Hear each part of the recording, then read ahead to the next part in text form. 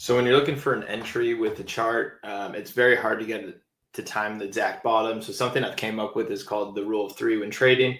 And that's something that helps eliminate emotions with me, where if I'm getting multiple entries, I'm not as worried about if price goes lower than my entry, or I don't have a lot of FOMO if price does go higher than my entry. So for this example, I'm just going to kind of walk through what a hypothetical scenario would look like. This is with the AMD stock. I did live trade this on Twitter if you want to go look and see how that was actually traded.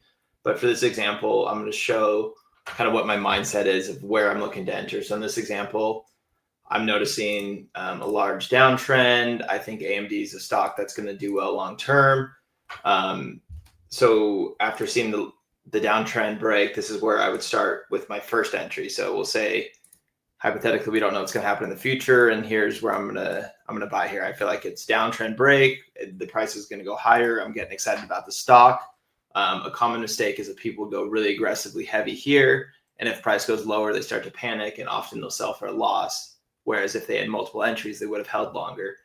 So we'll see once you get entered. My kind of also part of the rule of three is you want 3 entries, 3 exits, and you want to wait at least 3 days or even 3 weeks between the entries and exits. So in this example, we would say we'd buy here. We're going to wait a couple of days, see what happens. And sure enough, price goes lower. We're not worried now because we're kind of excited because we still have 2 more entries we want. So we might even be a little greedier and kind of wait like, hey, let's wait for something to go a little bit lower. Sure enough, we get a big nasty drop. And this is where we'd probably be like, all right, let's do our second entry. We still like the chart. We still like the token. But this is where we're going to get our second entry. Same thing. We're going to wait a few days. Okay, there's nice recovery. We're starting to get excited again, but we're still not worried if it goes lower because we still have that third entry. So maybe we wait a few more days and we start to notice it's starting to look like it's heading back up. We're probably going to get a little bit excited. We're going to see price recover. So this is probably a good place to enter our third entry. Same thing. We're going to kind of wait now. Price starts trending up. We're getting excited. We feel like a genius. Our 3 entries worked out really well. And now we have a really good kind of base. So as far as the exits now, we're going to kind of, there's a lot of ways to do it, but you would kind of guess where you'd feel like you would normally would want to sell. So maybe here you'd have a resistance way up here. Maybe you're looking with a heavier position. You just want to get your money back somewhere lower. The whole point is just come up with some targets that you have in mind. Or if you're trying to time the top, which you won't time, but you might feel like you're timing, give yourself some hypothetical areas that you would feel like, all right, this is where you feel good at taking profit. So maybe come up here. We're looking like here. It's looking like it's kind of pulling back. So we're going to go ahead and we would sell a third of our position. Same thing. We're going to now wait some time before we sell again in case it does have a lot more to run. This example kind of pulls back. We're kind of glad we took profits, but now it's going a lot higher.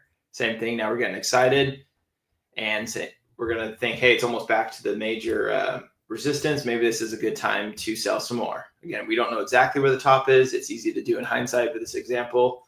We're going to assume, hey, this feels like another spot where it'd be good to take profits. Price keeps going.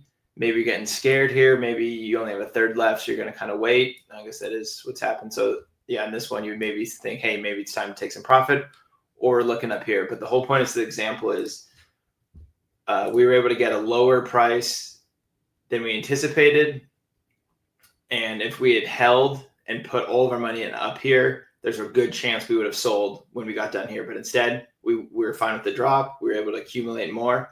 And now we're having a lot more fun being able to sell on the way up, multiple exits, multiple entries, and try to space them out as much as you can. Because the reality is the only way you're going to catch a bottom or even be close to bottom is kind of spraying a bunch of entries in an area that you feel confident in, and again, trying to guess where some exits would be.